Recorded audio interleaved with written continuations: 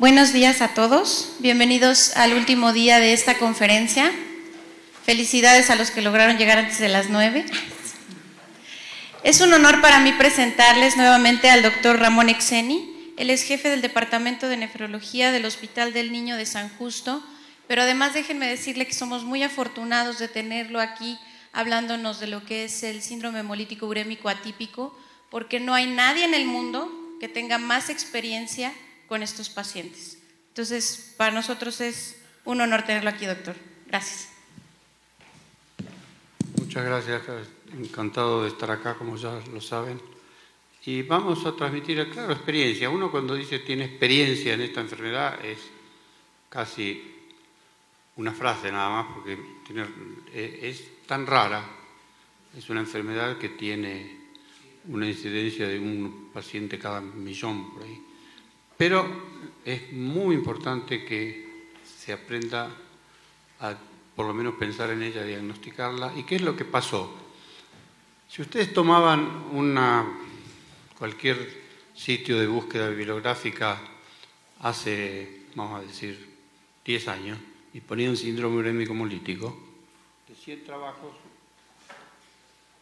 90 trabajos eran de síndrome hemolítico típico.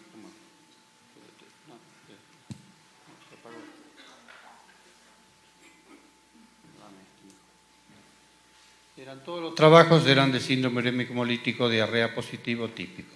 Si ustedes ahora ponen una búsqueda y no aclaran, 98 trabajos son de atípico y 2 de típico. Y eso tiene su explicación en una sola situación.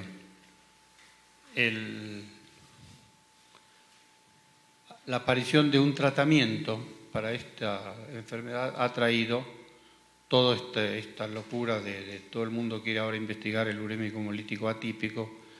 Hay lamentablemente muchísima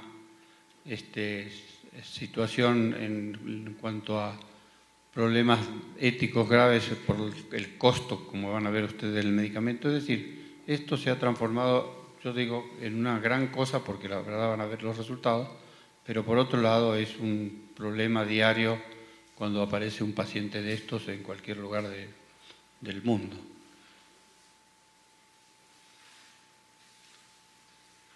Entonces, ¿qué decimos? Que el síndrome urémico hemolítico, ya hablamos ayer, es una entidad el lunes que da anemia hemolítica, plaquetopenia, todo esto ya lo sabemos, pero las lesiones subyacentes siempre están mediadas por un proceso de microangiopatía trombótica y denominándose atípico al que está causado por pérdida en la regulación de la vía alterna del complemento, trastornos en el metabolismo de la ciancobalamina o trastornos en el ADAMS13. Son las tres situaciones. A mí me interesa mucho que la gente tenga claro las diferencias, porque hay una mezcla rara del complemento con el ADAMS13 y la ciancobalamina, y ahora apareció una nueva componente que van a ver ahora hace poquitos meses. Así que me conformo con que quede claro cuáles son las situaciones actualmente. Entonces, la púrpura trombocitopénica trombótica ustedes la van a ver en el déficit de ADAM13, en lo que se llama HELP syndrome y en el síndrome urémico hemolítico. Este HELP syndrome se ve en embarazadas, en posparto. Es un síndrome bastante complicado que trae microangiopatía trombótica y trae hipertensión, elevación, el HELP quiere decir hipertensión, elevación de enzimas del hígado y plaquetopenia. Entonces, ¿cómo va a ser esta situación? Va a estar el síndrome hemolítico urémico va a estar unido a alteraciones del ADAM13 genéticas, anticuerpos PTT asociado al tratamiento. Bueno, todos estos son causas secundarias, pero lo que yo quiero es, vamos a ver, esperen que me parece que se pasó uno, no, está bien. Esto es lo que quiero que sepan. ¿Cuál es el concepto general del síndrome urémico hemolítico? Son el común, el provocado por estreptococo, por la cigatoxina que ya hablamos, la influenza, y son estos, el déficit de cobalamina. Esta mutación, van a ver después lo que es lo último, está descrito hace poquitos meses y es un nuevo componente y tiene un enorme problema. Acá no hay nada que ver con el complemento y no hay tratamiento y el eculizumab es nada. Así que es una forma grave, es una forma mortal. Y después queda lo que va a llevar más tiempo, que es la disregulación de la vía alterna del complemento. Entonces, típico y atípico es la gran diferencia. ¿Qué es esto de la vitamina B12? Cuando aparecen neonatos con un cuadro muy dramático. Se ve muy poquito esto, pero cuando ven uno no se lo pueden confundir, porque tiene una asociación rara, que es un pH en sangre extremadamente ácido, una hipertensión arterial casi inmanejable y la microangiopatía trombótica renal. ¿Y por qué tanto trastorno metabólico? Porque acá se asocia, porque hay que tener mala suerte para pescarse un síndrome urémico hemolítico y asociarlo a una acidemia metilmalónica. Ya es demasiado para una persona sola. Pero esto, a medida que se conoció el tratamiento precoz con ciancobalamina, tiene muy buenos resultados. Las series son muy chiquitas y donde han seguido más a los pacientes es en Austria, y ya tienen pacientes seguidos por 10 o 12 años con evolución, sin evolución a la insuficiencia renal. Acá ven el ADAMS 13. Ahí les marqué lo azul, es lo que quiere decir el ADAMS 13 bendito este. Todo esto es lo que quiere decir el ADAMS 13, la sigla. Entonces, ¿qué es el ADAMS 13? Cuando hay daño endotelial, tanto en el típico como en el atípico, aparece y emerge con gran poder el factor de von Willebrand, el factor 8 que ustedes conocen, que va a provocar daño endotelial y agregación plaquetaria. Este ADAMS 13, el ADAMS 13, que es el del cual hablamos, va a codificar una proteína que cliva este factor de von Willebrand. Es decir, aparece el von Willebrand con monómeros de alto peso molecular, enseguida aparece el ADAMS 13 y lo cliva. Y no pasa nada. Eso no pasa nada si hay ADAMS 13. Si no hay ADAMS 13, nos encontramos con este problema. Y van a ver, ahí lo tienen, ¿ven? Este es el ADAMS 13, acá está el factor de von Willebrand, cuando aparece lo rompe y hace monómeros pequeños que no van a provocar grandes problemas. Cuando esto no pasa, se forman complejos de ataque a la membrana con un daño endotelial severísimo. ¿Pero qué pasó con el ADAMS 13? ¿Para qué sirve el ADAMS 13 o cuándo importa el ADAMS 13? Si ustedes tienen chicos pequeños, van a tener chicos incluso típicos con déficit de ADAMS 13, es decir, actividad de ADAMS 13 menor del 5%. Pero acá se aclaró una situación que, claro, no les pasó a ustedes, nos pasó esto creo que pasó más en Argentina.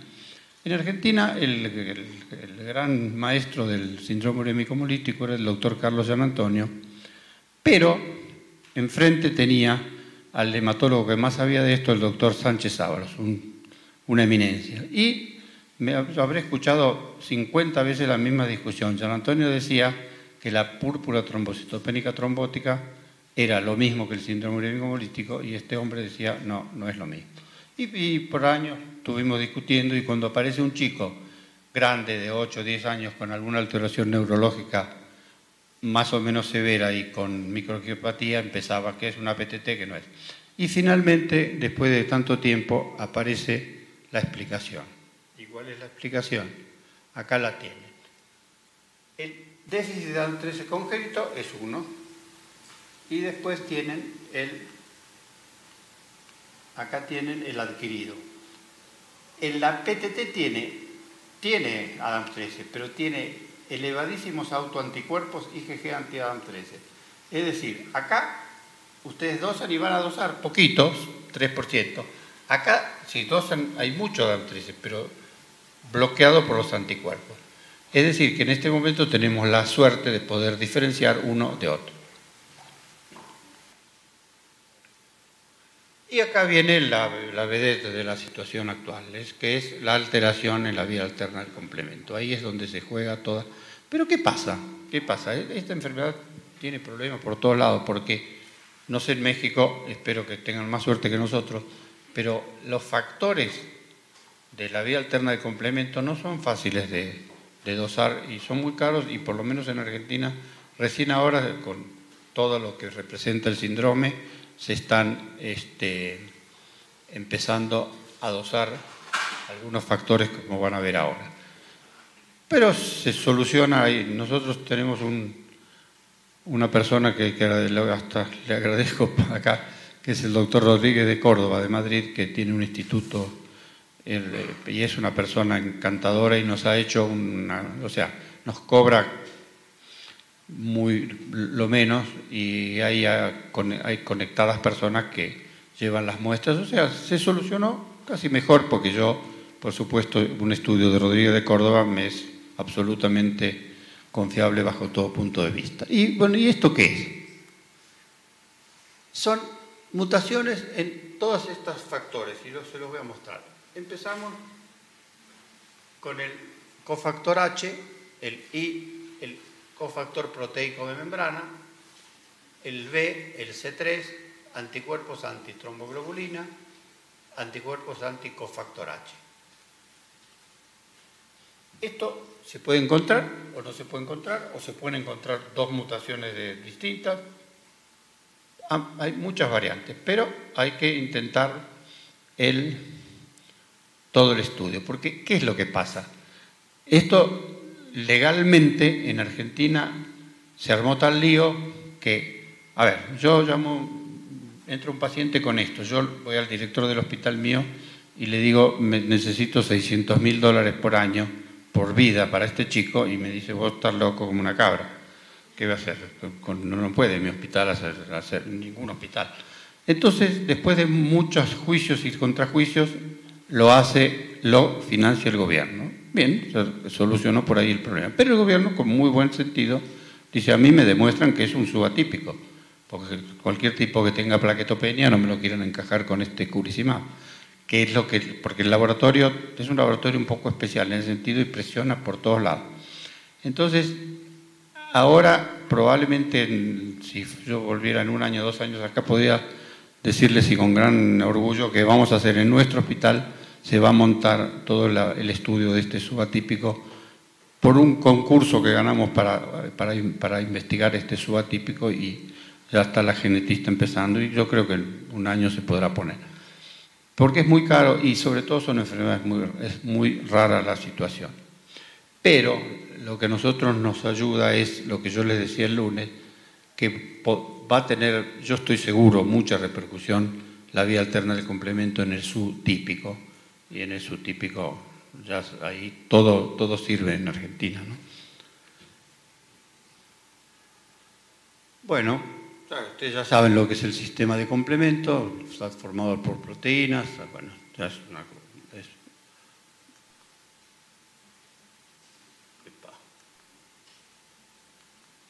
Bueno, esta es una imagen de las vías del complemento, la vía directa, la alterna, la vía de la lecitina, ¿no? Y vamos a ver cómo es la fisiopatología de esto.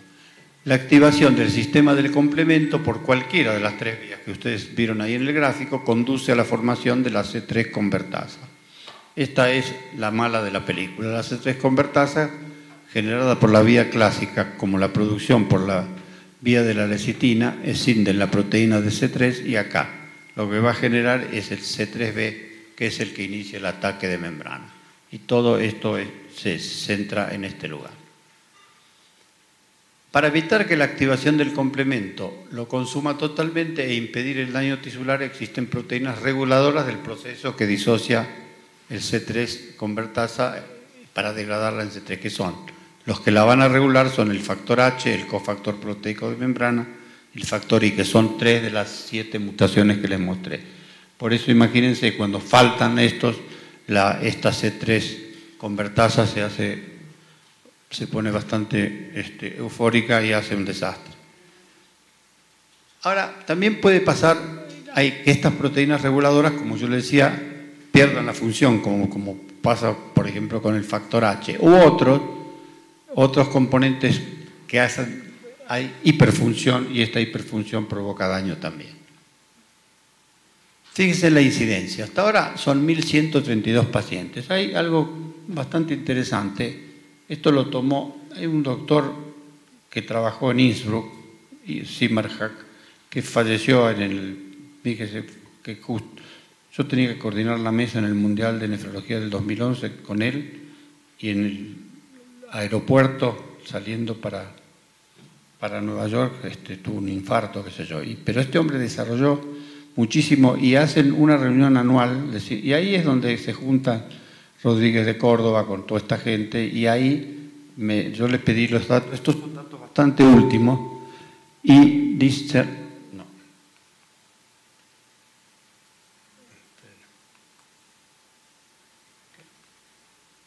Hay 1.132 pacientes, igual varones y niñas, predominan las mujeres, el 70% de los niños comienzan antes de los 2 años, el 25% antes de los meses, y en Estados Unidos se calcula, ellos dicen 1 cada millón, y fíjense, en Europa dicen 0,11 casos por millón, una cosa notable.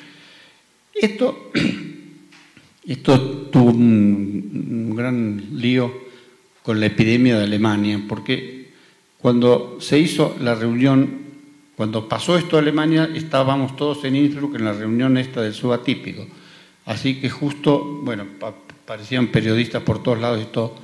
Y después de mucho tiempo nos mandaron los informes, y ahí lo que pasó fue que los alemanes, que tuvieron esta enorme cantidad, como 5.000 contaminados por algún producto, no sé, al final no sabían si eran los brotes de soja o no sé qué eran, se encontraron con el gran problema y cometieron un error. Casi la mayoría de estos pacientes los trataron con eculizumab, y realmente no eran atípicos estos pacientes, ¿no? Bueno, ¿cómo es la clínica? Si ustedes tienen un subtípico y un atípico, es igual, no se puede. Entonces, ¿qué nos pasa a nosotros ahora, como es tan frecuente? Entra un chico y dice, si tiene diarrea con sangre, claramente, ya ahí y se identifica la bacteria rápido, ya está. Pero ¿qué pasa si no se identifica la bacteria rápido y es diarrea negativo, y hasta que empecemos con el ecosistema, lo que se hace es administrar plasma fresco diariamente a 10 por kilo, y eso teóricamente va solucionando parcialmente el problema hasta que se arregle la situación. Bueno, el factor H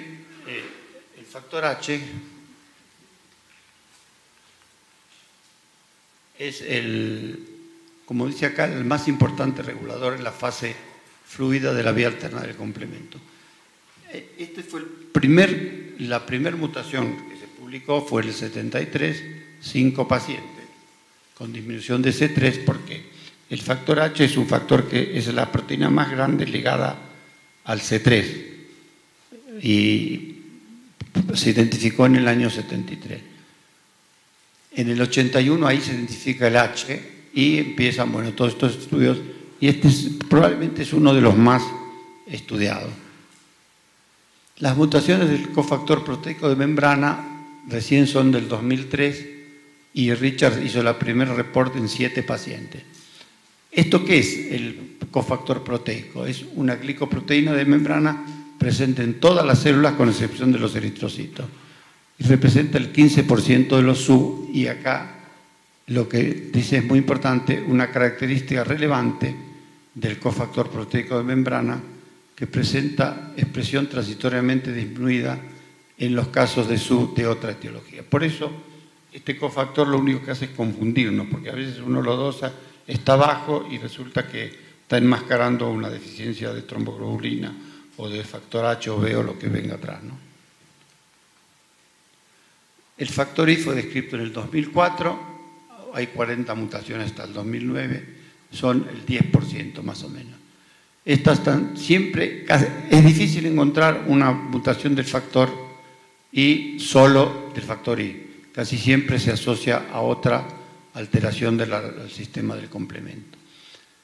Y acá nosotros tuvimos uno hace 3, 4 años y el gran problema es que hay que hacer trasplante hepatorrenal porque tiene síntesis hepática y si no, fracasa rápidamente.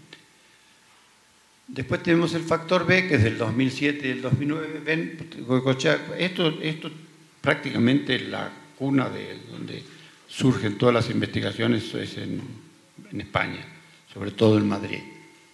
Estas mutaciones es distinto. Acá hay ganancia de función, con la aparición de una super B que se une excesivamente al C3, induce a la activación de la C3 convertasa con aumento de la formación de complejos, el C5b, que finalmente es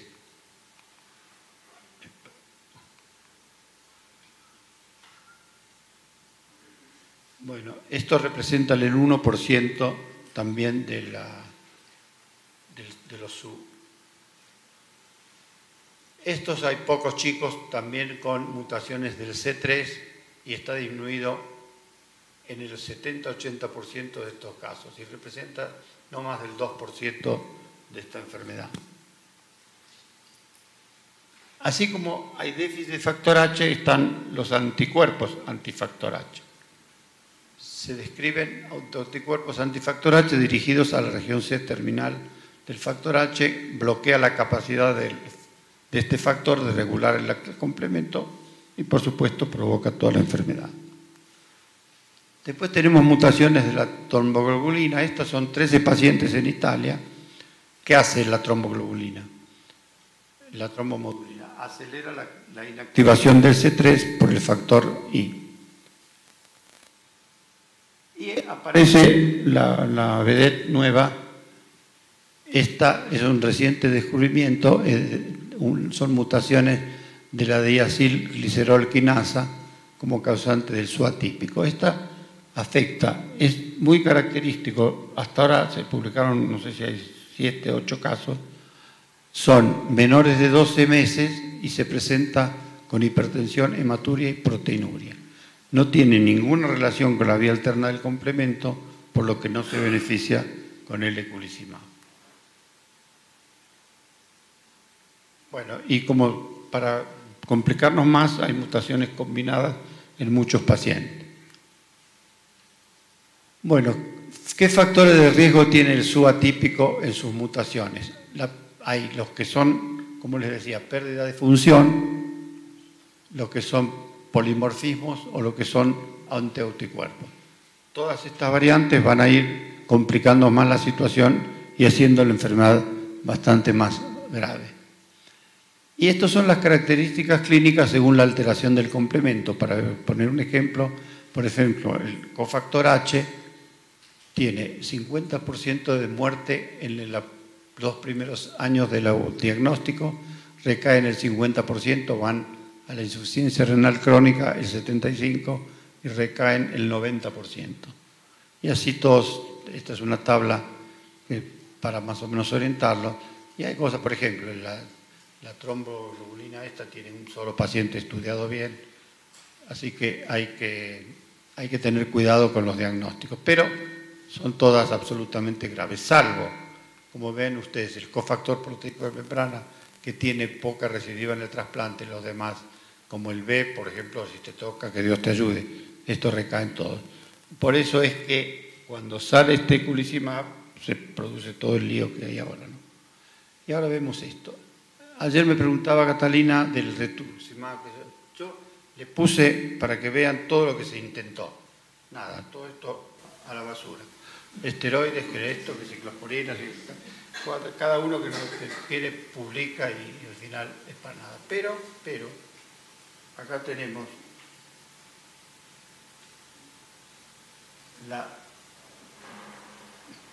hay algunos que hacen plasmaféresis sin inmunosupresión y otros infusión de plasma fresco. Estas son dos cosas que hasta no tener el diagnóstico claro y no tener la droga se puede usar, pero vamos directamente a lo que se usa ahora. Esto lo dejamos porque acá aparece el que actúa sobre el C5, que es el eculizumab. Lo tienen acá. ¿Y qué es este eculizumab? Es un anticuerpo monoclonal contra el C5. Se usa en el SU atípico y en la recurrencia del SU atípico post-trasplante. Fíjense, antes de comenzar y meterse con estos pacientes hay que tener una prueba de toxina Shiga negativa, una actividad plasmática de ADAMTS mayor del 5%, constancia de vacunación contra el meningococo, eso es crucial. Estos chicos hacen inmediatamente infecciones por meningococo, constancia de vacunación contra el meningococo y el neumococo, y el hemófilus en menores de 18 años, firma de consentimiento informado en caso de no estar vacunados, constancia de profilaxis, constancia de estar recibiendo algún método anticonceptivo y debe ser prescrito por nefrólogos o hematólogos con experiencia en síndrome urémico hemolítico. Entonces, vamos a ver, hay que tener en cuenta la hipersensibilidad al medicamento, los excipientes. En la lactancia se suspende, a menos que se suspenda la lactancia, hay que suspender el medicamento. Hay que suspender las infecciones por Neisseria meningitis. Los que no están vacunados contra este germen o los que no tienen profilaxis antibiótica, estar cursando una infección activa. Pacientes pediátricos también que no estén vacunados contra el hemófilus o el neumo, o las mujeres en edad fértil deben usar anticonceptivos durante el tratamiento y hasta 5 meses después. Esas son las pautas. ¿Qué pasa cuando el chico empieza a recibir esto? Son dolor de cabeza, los efectos indeseables, ¿no? Dolor de cabeza, náuseas, vómitos, fiebre, dolor, rigidez de nuca, fiebre, rash, petequias, hay de todo. Pero, le voy a decir, es raro, es en general muy tolerado y bastante inocuo. Y esta es la dosis de adultos. En la fase inicial son 4 semanas a 900 miligramos por semana de mantenimiento. Tienen en la semana quinta 1200, bueno, ahí tienen el esquema. Pero los pediátricos, que son lo que nos interesan, va de acuerdo al peso, 30-40 semanales. Y en caso de plasmaféresis o plasma fresco hay que hacer adicionales dosis. Eso se usa por perfusión endovenosa. Y como son semanales no es tan complicado. Bueno, ¿qué es esto? El laboratorio es Alexion, es un anticuerpo monoclonal humanizado con técnica de ADN recombinante. Inhibe la activación del C5 y la formación del complejo de ataque de membrana. Lo más importante, no requiere ajuste a la función renal, no requiere protección contra la luz una vez diluido. Y finalmente, lo que sirve de todo esto es la plasmaterapia, que se hace frecuentemente, el eculizumab, y cuando se hace el trasplante renal debe continuarse con el eculizumab. Ahora, todo esto es lo teórico. En lo práctico es una droga que es una solución, les diría. Si no tuviera todas estas líos el costo es lo que mata. Por suerte para nosotros, yo no sabía cómo es la ley, y ahora me enteré en Miami, estos laboratorios por 10 años pueden poner el precio que quieran, porque alguien que habló de SU atípico estuvo hablando del costo, sale más caro que el platino y que el oro. No tiene sentido. Pero se acaba en octubre la concesión esta, y a partir de ahí ya hay laboratorios que están hablando de sacarlo a $50.000 por año, de 600 a 50, se imaginan. Pero de una enfermedad que no tenía absoluta solución a esta, que la respuesta de los chicos, porque imagínense, ustedes tenían un SU atípico, trasplantarlo no se podía, porque la recidiva era inmediata. El trasplante se ha llegado a hacer, y la falla ética más grave que puede hacer uno es trasplantar un SU atípico con una madre o un padre. Es loco eso. hay que esperar algún donante de estos, que tenemos en todos estos, en Cucay se llama nuestro servicio de hospital, no sé cómo se llama acá. Hay que esperar eso, pero ahora la respuesta es inmediata y la administración de esta droga inmediatamente el problema es que es por vida, ese es otro lío. Y no hay por el momento nada que vaya a cambiar. Yo le diría que nosotros hemos tenido poquitos, pero permanentemente en las reuniones estamos en contacto todos y no ha habido, creo, ninguno que ha tenido que suspender el tratamiento por este problema. Lo último que les quería recordar es la perspectiva de que esta droga pueda usarse en el subtípico a partir de algunos datos preliminares que tenemos con alteración en la vía alterna del complemento producido por cigatoxina. Gracias.